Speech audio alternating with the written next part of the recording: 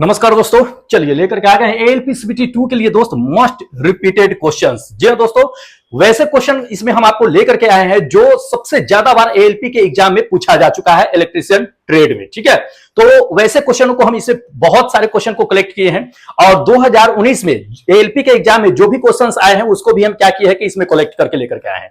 क्योंकि अब दोस्त ज्यादा समय नहीं है, आपके पास मात्र 2 से 3 दिन है। जिसका एग्जाम 19 तारीख को है उनके पास 2 दिन का वक्त है, जिनका एग्जाम 20 तारीख को है उनके पास में 3 दिन का वक्त है। ठीक है, तो 3 दिन में क्या करेंगे कि जितने भी क्वेश्चंस प्रीवियस ईयर्स के हैं, पीवाईक्यूज है, उसको हम क्या करेंगे कंप्लीट करा देंगे, या जो पूछे जाने वाले हैं उसको भी हम इसमें कलेक्ट करके दिखाते चलेंगे। ठीक है, तो अभी आज जो आपके लिए लेकर के आए हैं दोस्त मोस्ट रिपीटेड क्वेश्चन है जो बार बार अक्सर एग्जाम में, इलेक्ट्रीशियन के एग्जाम में पूछे भी जाते हैं।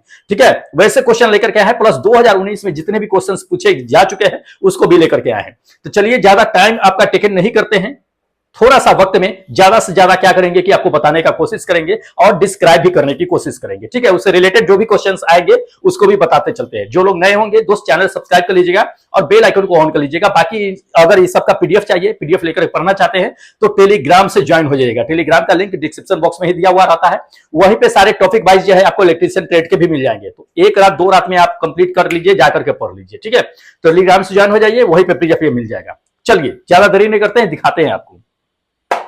देख लीजिए, इसमें पहला नंबर ये क्वेश्चन दे दिया है कि किसी पदार्थ का रेजिस्टेंस हमेशा कम हो जाएगा, कब होगा ये हमें जानना। ठीक है, कोई भी पदार्थ है उसका रेजिस्टेंस कब कम हो जाएगा ये हमें जानना। देखिए, किसी भी पदार्थ का रेजिस्टेंस कम कब होता है, जैसे कि मान लीजिए सिल्वर है, सिल्वर में रेजिस्टेंस आपको कम देखने के लिए मिलता है, उससे ज्यादा आपको जो है कॉपर में देखने के लिए मिलेगा, उससे ज्यादा आपको जो है एल्युमिनियम में देखने के लिए मिलेगा। ऐसा कब क्यों होता है? क्यों होता है? इसलिए होता है क्योंकि उसमें नंबर ऑफ इलेक्ट्रॉन्स का डिफरेंस होता है। नंबर ऑफ इलेक्ट्रॉन्स चांदी वाले जो होते हैं तार, उसमें क्या होता है कि ज्यादा होता है, इसलिए उसमें रेजिस्टेंस का मान कम मिलेगा आपको। ठीक है, तो नंबर ऑफ इलेक्ट्रॉन्स के ज्यादा होने से क्या होगा कि आपका रेजिस्टेंस का मान कम हो जाएगा। ये नंबर ऑफ इलेक्ट्रॉन्स पे डिपेंड करता है। ठीक है, तो ये आपका क्या होगा कि ये थर्ड नंबर आंसर क्या होगा कि बिल्कुल करेक्ट होगा कि नंबर ऑफ ये इलेक्ट्रॉन्स की संख्या बढ़ने से क्या हो सकता है कि प्रतिरोध का मान जो होता है वो हमेशा कम हो जाता है। इसमें 2 तरह से आपको क्वेश्चन पूछे जाते हैं। पहली चीज तो जान लीजिए कि ये तो नहीं दिया, दूसरा तरीका से ये क्वेश्चन पूछेगा कि मान लीजिए कि अगर किसी भी पदार्थ का मतलब कोई चालक है, चालकता है, कंडक्टर है, कंडक्टर का रेजिस्टेंस बढ़ा देते हैं, प्रतिरोध बढ़ा देते हैं, तो उसकी चालकता क्या होगी। तो कोई भी कंडक्टर है उसकी रेजिस्टेंस अगर बढ़ जाती है उसकी चालकता जनरली घट जाती है। कंडक्टर की बातें कर रहे हैं, जैसे सिल्वर हो गया है ना, सिल्वर हो गया, कॉपर हो गया, एल्युमिनियम हो गया, इस सब की बातें कर लेते हैं, ये सब कंडक्टर है। इस सब में अगर आप क्या कीजिएगा कि आप रेजिस्टेंस बढ़ाइएगा तो उसका चालकता क्या होता है कि घट जाता है। ठीक है, जनरली। लेकिन अगर सेमीकंडक्टर की बातें कर लेता है, क्योंकि सेमीकंडक्टर में जान लीजिए कि उल्टा हो जाता है। सेमीकंडक्टर में ये चीजें हो जाता है कि अगर आप जितना ज्यादा रेजिस्टेंस मतलब बढ़ाइएगा, जितना ज्यादा टेम्परेचर बढ़ाइएगा, टेम्परेचर की बात कर रहे हैं, जितना ज्यादा टेम्परेचर बढ़ाइएगा उतना उसका क्या होता है कि कंडक्टिविटी क्या होता है कि बढ़ता चला जाता है, यानी कि चालकता का मान जो होता है वो बढ़ता चला जाता है सेमीकंडक्टर में, या नॉन कंडक्टर की बातें कर लीजिए। ठीक है, तो ये इंपॉर्टेंट है, इसको ध्यान में रखिएगा। चलिए सेकेंड क्वेश्चन आपको दिखा देते हैं। देख लीजिए, सेकेंड नंबर ये क्वेश्चन दे दिया है कि यदि किसी मशीन की दक्षता अधिक होनी चाहिए, यदि किसी मशीन की क्या होनी चाहिए, दक्षता यानी कि इफिशियंसी क्या होनी चाहिए कि अधिक होना चाहिए, यह कब होना चाहिए ये हमें जानना है। ठीक है, क्या कम होना चाहिए इसमें, जिसकी वजह से क्या होना चाहिए कि मशीन जो होती है उसकी इफिशियंसी यानी दक्षता जो होनी चाहिए वो अधिक हो जाना चाहिए। ठीक है, तो किसके कम होने से, देखिए किसी भी मशीन की दक्षता जो होती है, इफिशियंसी जो होती है वो अधिक कब कहलाती है, जब मशीन की लॉसेज जो होती है वो कम होती है। मशीन की लॉसेज अगर कम हो रही है तो उसकी इफिशियंसी यानी उसकी लाइफ बढ़ जाती है, जान लीजिए। अगर मशीन की लॉसेज ज्यादा होती है, मशीन की लॉसेज जैसे कि मान लीजिए कि कॉपर लॉसेज हो गया, आयरन लॉसेज हो गया, हिस्टेसिस लॉसेज हो गया, ये सब अगर अधिक हो रही है तो उसकी इफिशियंसी कम जाती है। अगर ये सब लॉसेज नहीं हो रही है तो ये चीजें जान लीजिए कि उसकी इफिशियंसी, उसकी दक्षता, उसकी लाइफ टाइम जो है क्या होती है कि बढ़ जाती है। तो लॉसेज पे डिपेंड करती है। ठीक है, ये सेकेंड नंबर आपका आंसर क्या होगा कि बिल्कुल करेक्ट आंसर होगा। चलिए नेक्स्ट क्वेश्चन आपको दिखाते चलते हैं।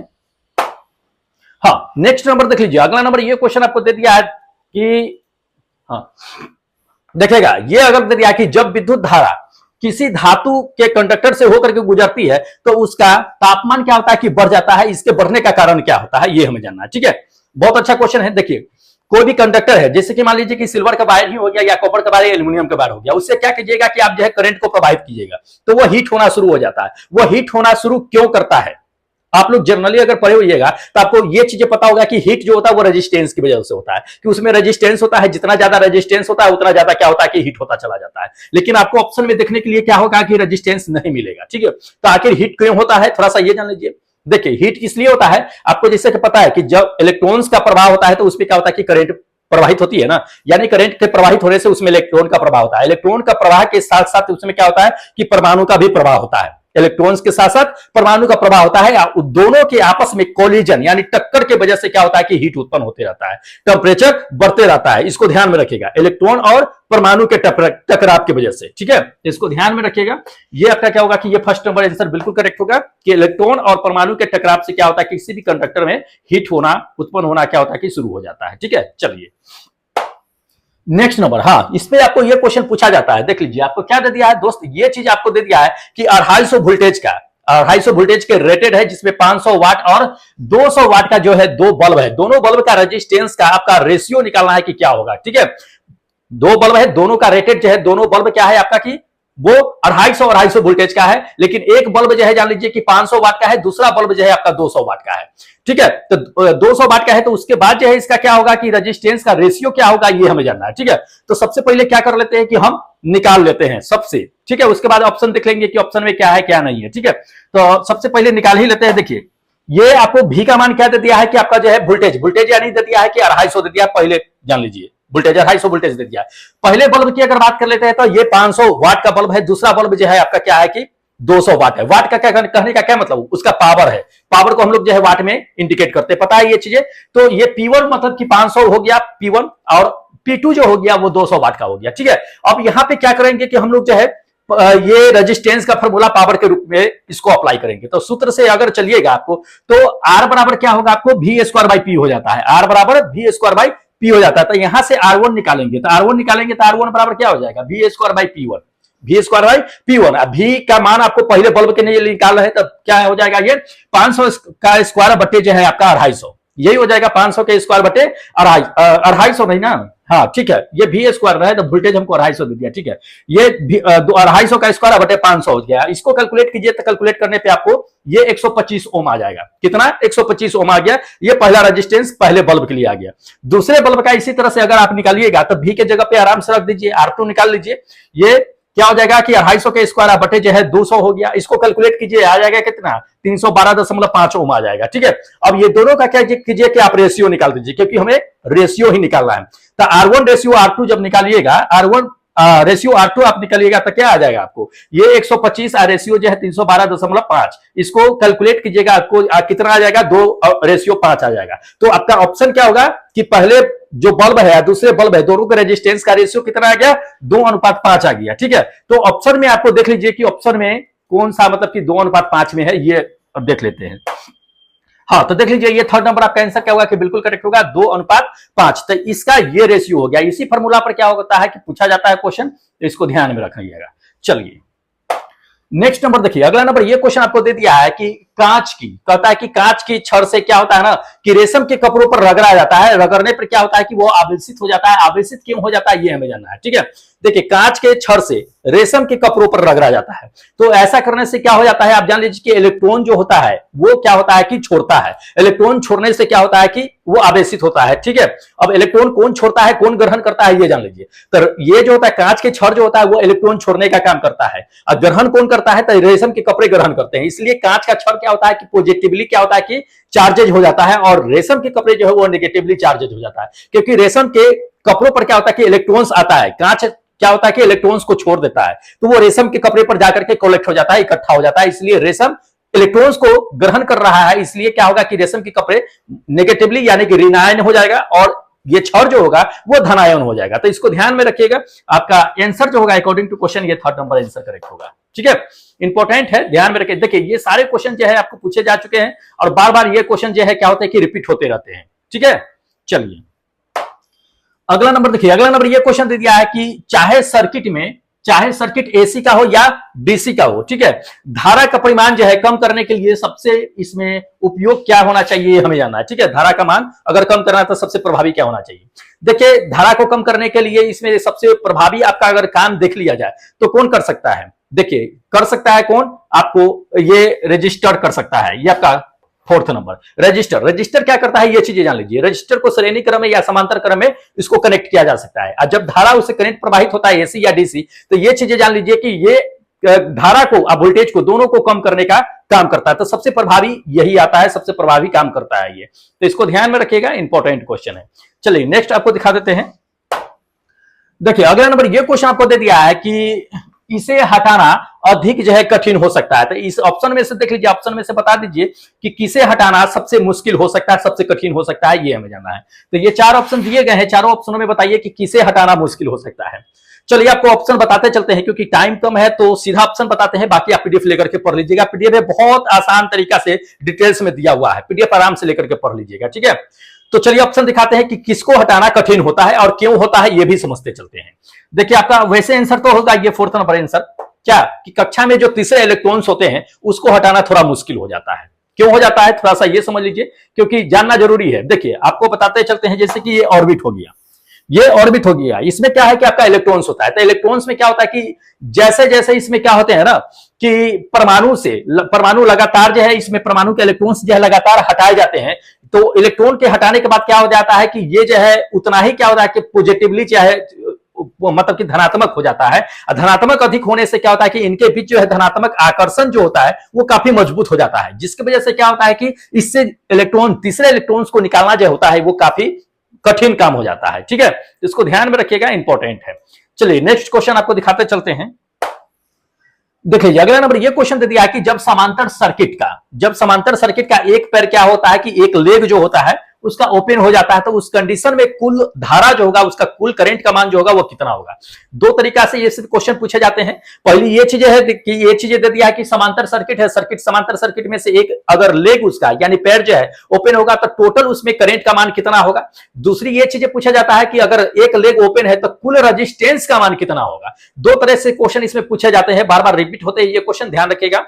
कई बार तो यही क्वेश्चन पूछ दिया है कि एक लेग अगर ओपन होगा तो रजिस्टेंस का मान कितना होगा, ठीक है। तो चलिए दोनों को हम देख लेते हैं। तो ऑप्शन के अकॉर्डिंग अगर हम चलते हैं तो अगर समांतर में है, ठीक है, समांतर में से अगर एक लेग को हटाइएगा तो ये चीजें जान लीजिए कि करंट का मान घट जाएगा। ये आपका थर्ड नंबर आंसर करेक्ट होगा। क्या कि करंट का मान क्या होता है कि घट जाता है, टोटल करंट का मान कैसे घट जाता है जान लीजिए।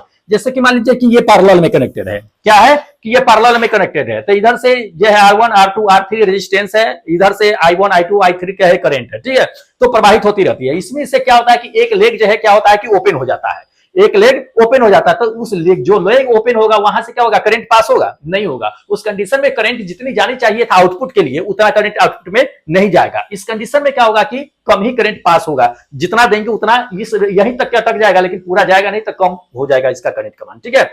रेजिस्टेंस का मान क्या होता है कि रेजिस्टेंस जैसे जैसे हम पैरेलल में क्या करते हैं कि कनेक्ट करते हैं, वैसे वैसे टोटल रेजिस्टेंस, कुल रेजिस्टेंस, समतुल्य रेजिस्टेंस का ये प्रतिरोध का ये उसका मान घटता चला जाता है। जितना भी कम कीजिए और जितना इसमें से हटाते चले जाएंगे उतना रेजिस्टेंस का मान बढ़ता चला जाएगा।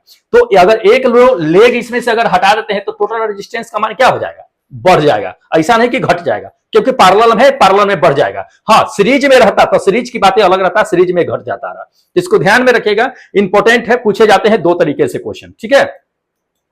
चलिए अगला क्वेश्चन आपको दिखाते चलते हैं।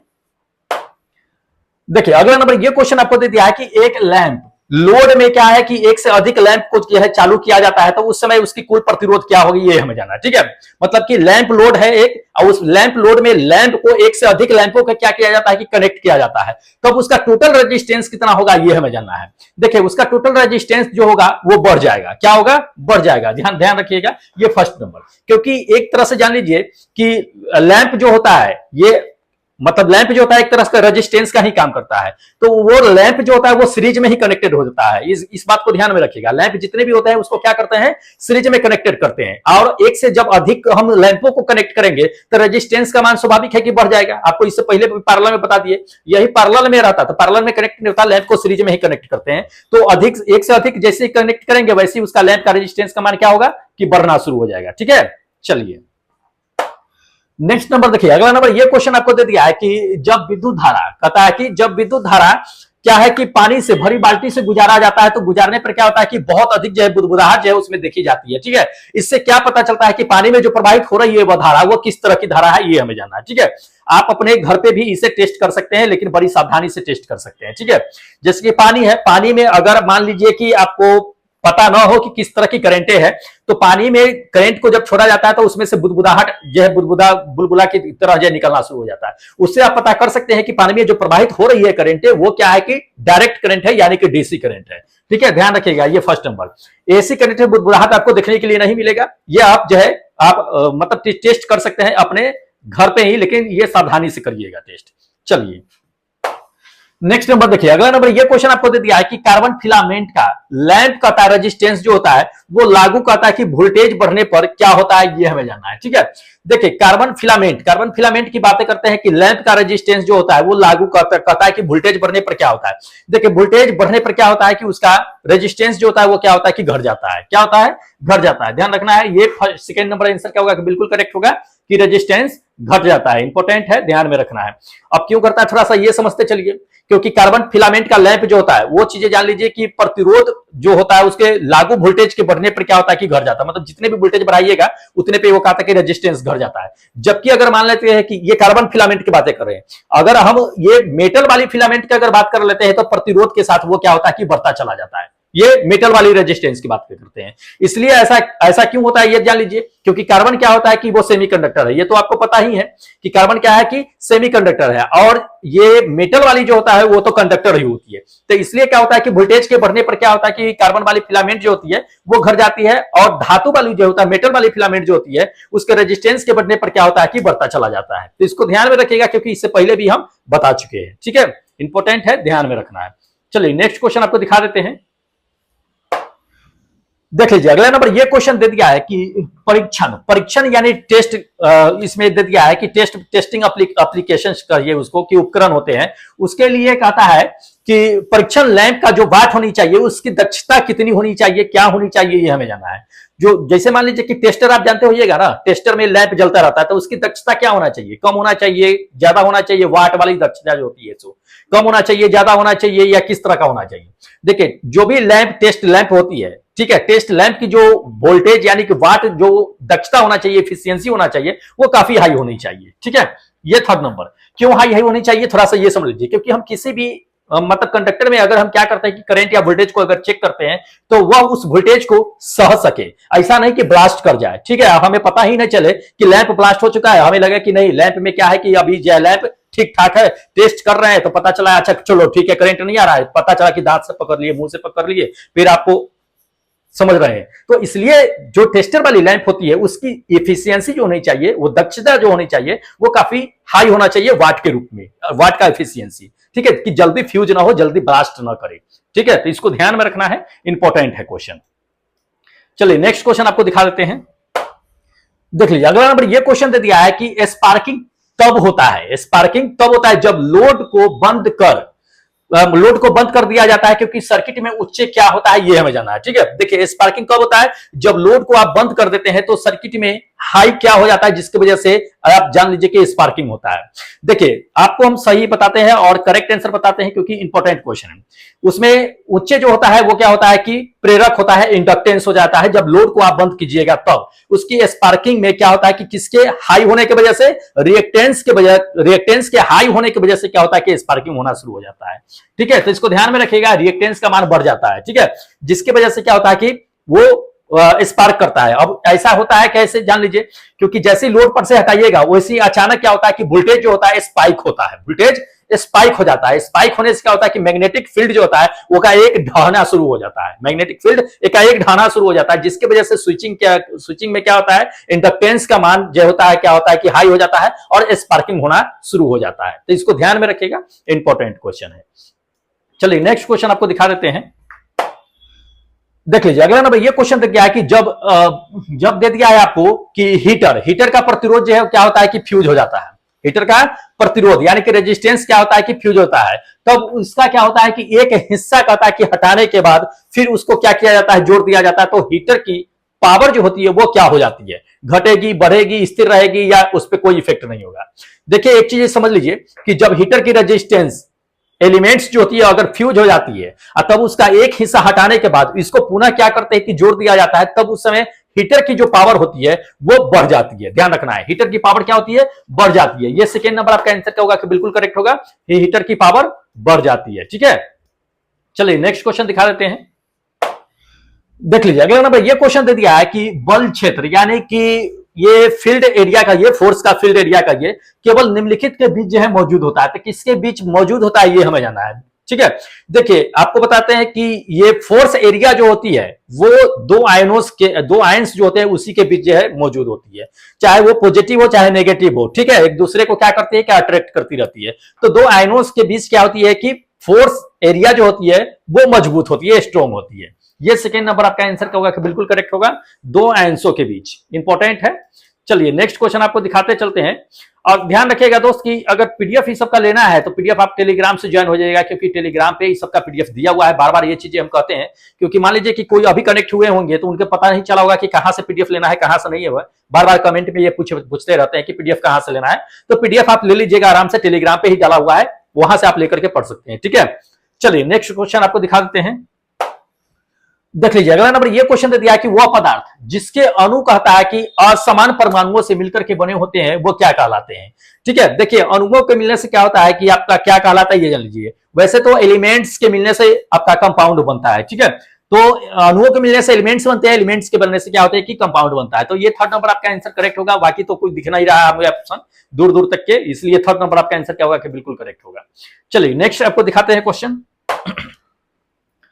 अगला नंबर देखिए, अगला नंबर ये क्वेश्चन दे दिया है कि अंतरराष्ट्रीय ओम को कहता है कि किसके प्रतिरोध के संदर्भ में परिभाषित किया जाता है, ये हमें जानना है। देखिए इंटरनेशनल ओम्स लॉ अगर पढ़े हुई तो इंटरनेशनल ओम्स लॉ जो होता है वो किसके संदर्भ में परिभाषित किया गया था, तो पहले के समय में ओम्स लॉ जो था वो किसके संदर्भ में परिभाषित किया गया था, पारे के संदर्भ में, पारे के स्तंभ के संदर्भ में कहिए। ठीक है, तो ये फर्स्ट नंबर आपका आंसर क्या होगा कि बिल्कुल करेक्ट होगा कि पारे के स्तंभ के संदर्भ में ये ओम्स का लॉ जो है शुरुआती दौर में क्या किया गया था कि प्रभाषित किया गया था।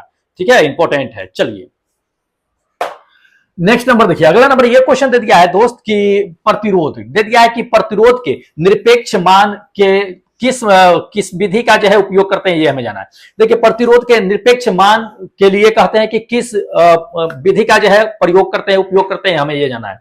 देखिए प्रतिरोध के निरपेक्ष मान को अगर मतलब कि एक सटीक मान को अगर जानकारी आपको लेना है तो उसमें जान लीजिए कि लॉरेंज विधि का इस्तेमाल करते हैं। किसका इस्तेमाल करते हैं, लॉरेंज विधि का। ये फर्स्ट नंबर आपका आंसर क्या होगा कि बिल्कुल करेक्ट होगा कि लॉरेंज विधि का क्या करते हैं कि हम लोग इस्तेमाल करते हैं। क्यों करते हैं, क्योंकि लॉरेंज विधि जान लीजिए कि प्रतिरोध को निरपेक्ष मान मापने के लिए एक सटीक और विश्वसनीय विधि होता है, इसलिए हम क्या करते हैं कि इसका इस्तेमाल करते हैं। ठीक है, चलिए नेक्स्ट नंबर देखिए, अगला नंबर ये क्वेश्चन आपको दे दिया है कि ओम्स लॉ जो है, ठीक है, वो किस पर लागू नहीं होता है, ये हमें जानना है। ठीक है, तो ओम्स लॉ पढ़े होइएगा, V बराबर जो है I इंटू R होता है, यानी कि वोल्टेज, करंट और रेजिस्टेंस, ये तीनों पर क्या करता है कि डिपेंड करता है, लेकिन सेमीकंडक्टर पर क्या होता है कि लागू नहीं होता है। ठीक है, तो इसको ध्यान में रखिएगा। ये आपका क्या होगा कि फर्स्ट नंबर आंसर करेक्ट होगा कि सेमीकंडक्टर पे अप्लाई नहीं होता है ओम्स का लॉ। ठीक है, ओम्स का लॉ पढ़े होइएगा क्योंकि ओम्स के लॉ से भी क्वेश्चंस आते रहते हैं, पढ़ करके जाइएगा। चलिए अगला नंबर देखिए, अगला नंबर ये क्वेश्चन दे दिया कि रिहो स्टेट दे दिया ना, रिहो स्टेट ऑफ पोटेंशियोमीटर के बीच जो है इस मामले में भिन्नता होती है कि किस मामले में भिन्नता होगी, इसमें से ऑप्शन में से देख लेना है। ठीक है, रिहो स्टेट और पोटेंशियोमीटर के बीच कौन सा एक है जो डिफरेंट बताता है। ये चारों ऑप्शनों में देखिए, चारों ऑप्शनों की अगर बात कर लेते हैं तो ये वाट दक्षता, वाट क्षमता कहिए, वाट इफिशियंसी कहिए या वाट की रेटिंग कहिए, ये दोनों के बीच क्या करता है आपको कि अंतर दिखाता है, क्योंकि रियो स्टेट का वाट क्षमता जो होती है, रेटिंग जो होती है, वो अधिक होती है पोटेंशियोमीटर से। ठीक है, तो इसको ध्यान में रखिएगा। ये आपका सेकेंड नंबर आंसर क्या होगा कि बिल्कुल करेक्ट होगा। ठीक है, चलिए नेक्स्ट क्वेश्चन आपको दिखाते हैं।